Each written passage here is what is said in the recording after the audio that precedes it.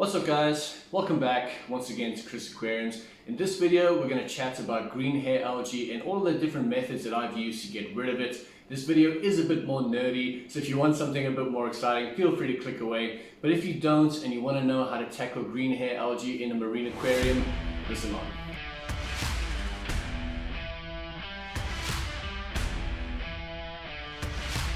I set up my first marine tank in November 2019, which is just about a year ago now. And there's a lot of things that I had to learn. In freshwater, I never really had algae. In saltwater, I did get it. First of all, and most important of which, was green hair algae, which came on this. One of the things I'm struggling with are these polythoas. It came with a bunch of algae on it, and I'm having a difficult time getting it off, but I have a plan for that in the future as well. I bought a frag of green polythoas, and on that frag there was green hair algae. I thought perhaps it was too small to really make a difference, but it grew and grew and I couldn't get rid of it. The first thing I tried was manual removal. Luckily it was only on the frag itself and hadn't spread to the rocks, so I was able to take it out and put it in a container. I would then take tweezers and a toothpick and try to manually remove the green hair algae, keeping in mind those safety precautions to take because these are green polythoas which has palytoxin and you don't want that palytoxin poisoning. The problem with manual removal is that you can only get so much off, and if you leave one strand of green hair algae or a little tuft here and there, it grows back. Takes a while, but it grows back. And that is exactly what happened. I tried the manual removal, there was some that I left behind because you can't get it all, especially on polythoas. And it kept growing back, and I would take it out and it would grow back and I would take it out, and it's just a never-ending cycle. So I hit up some of my friends and I said, what's a good solution? And they said Fluconazole. Fluconazole is a drug meant for humans. It comes in a pill, it's a powder, and it's basically used for bacterial infections, strangely enough. But if you take the right amount, cut it up, mix it in some water and put it in your tank, it should kill green hair algae. Like this.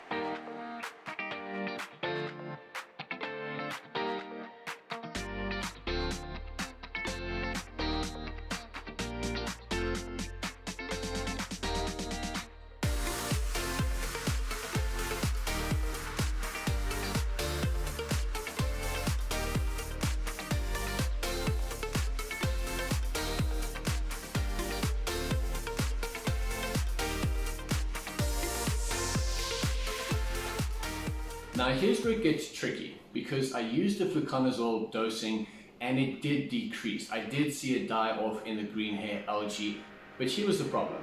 Well, the green hair algae was dying, it was taking a while, it had been about 2 weeks and it still wasn't fully gone, and that was the time that I needed to move house and move into this tank. The tank had to move, there was no choice. As you can see back on my channel when I was moving my tanks, I had to pack everything up, transport the corals and the rocks, and put it into this tank, meaning that the fluconazole was no longer in effect. The green hair algae had died back, but again, there was still some left. And because the fluconazole was no longer in the system, it grew back to its normal proportions. I decided to try something different. I was tired of the manual removal and having it grow back. The fluconazole did work, but it works slowly and it's not easy to get because it's not an over-the-counter drug. You should have to get a prescription, and it's weird when you tell them that you want an antibacterial for your marine tank.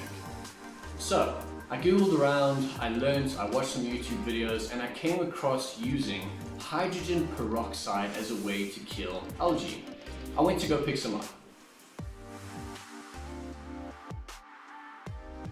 Let me just stop right now and tell you before we do this that it worked. This was the only thing for me that worked to kill the green hair algae, and this is how I did it.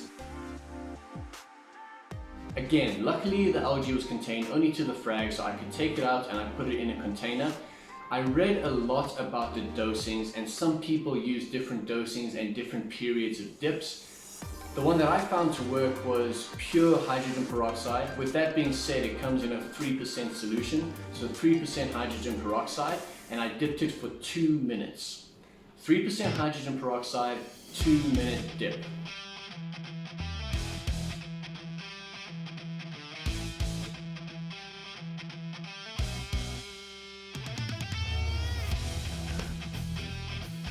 I then rinsed off the frag thoroughly with salt water and put it back in the tank. I also added a bit of carbon into the filtration system just to pick up any lingering bits of hydrogen peroxide, keeping in mind that the chemical reaction of hydrogen peroxide over time converts it to water, so it's not the worst, but if there's any small amount, I still wanted to pick it up with the carbon.